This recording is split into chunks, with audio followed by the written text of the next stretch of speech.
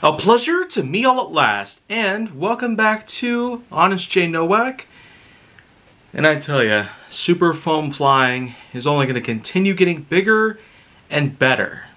What better way to simply follow up on the big bad blasters out there than, well, to talk about something more outrageously incredible. Another rival blaster, simply called the Perses. I feel incredibly fortunate to be able to find one of these after quite a long while.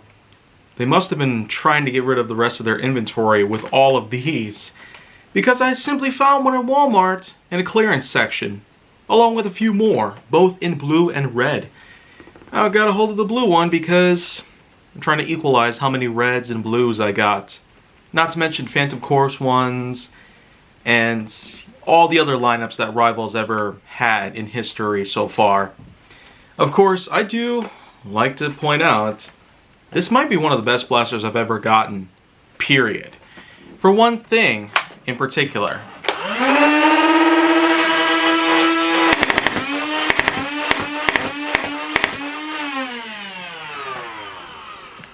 And there you go.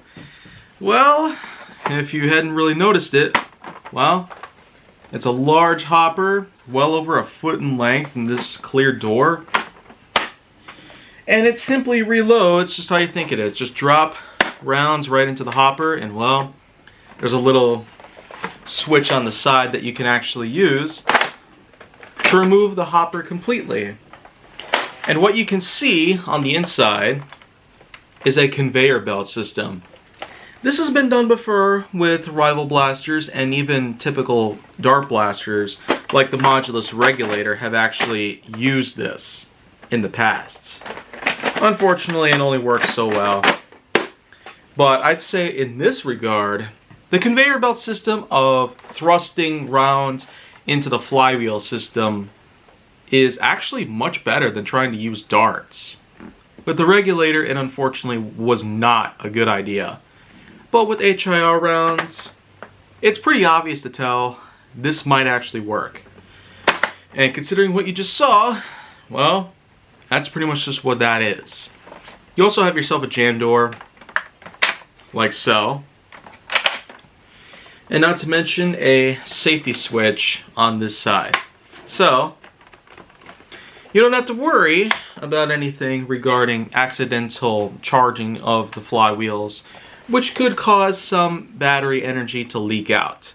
Speaking of battery energy, here is how they actually power the flywheels.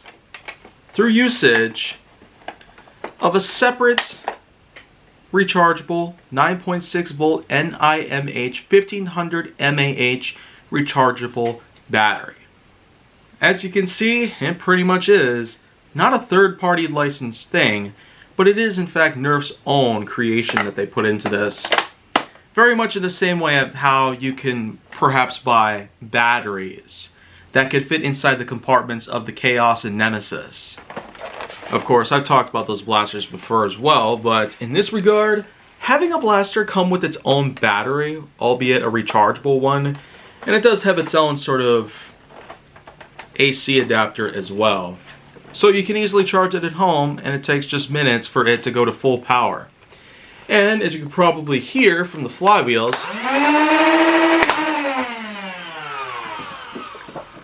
well, that was unfortunate. Well, anyways, as I was saying, that is incredibly loud, if I say so myself.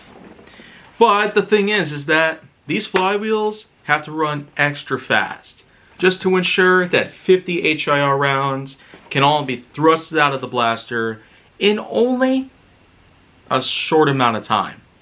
Yeah, with blasters like the Hades, the Chaos, and Nemesis, rival blasters like those with high capacity magazines and hoppers and whatnot, they take a lot of time to empty out. But with the Perses, I already emptied a good amount of rounds into the other side of the studio, and it was pretty darn fast. Just for fun though, let's go ahead and fire off the rest of them.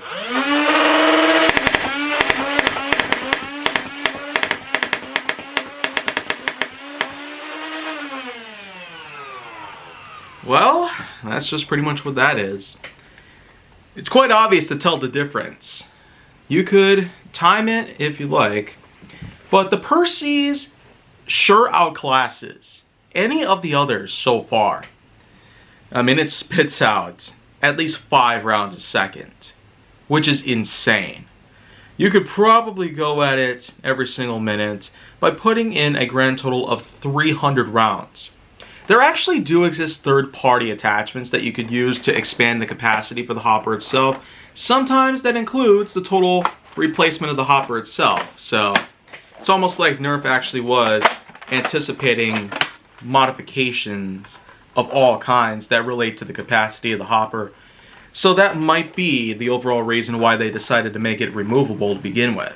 Or it was just a handy way of being able to scoop out a bunch of rival rounds from a bin or something, or a bucket, so you could fill up the hopper in only a few seconds. So I feel like that all this, yeah, that just summarizes it in a nutshell. So by far the best blaster out there regarding rate of fire. It certainly performs better than the likes of a good majority of other blasters I've gotten over the years as well, so that basically gives it a lot of points right off the bat. Of course, other things that I would have to mention would include how lightweight it is, even with a battery weighing at least a pound or 2. It's a bit hard just because it sits in my hands. Ergonomics are also really well done here, if it's almost perfect in proportion to my own body frame. And then of course, with the capacity and tactical rails installed in various spots around the blaster, that definitely makes it worthy of a pickup. You'd probably be spending $90 at least just on one that's brand new in box, if you can find one in stores still. Of course, I was able to get a hold of mine in a clearance sale at Walmart, but I'd say it was probably the best clearance sale I might have ever had in the history of my whole life. Even better than a good majority of other things I found when it comes to Nerf and clearance sales mashed together. So that's basically just my take on the Perses. And you probably might feel different, but only if you have a hold of the blaster itself in your own hands, you'd realize just how amazing it truly is. And if you want to see more, go down to my channel to make sure that you like, subscribe, comment, follow me on social media, and stay on the Hollywood side.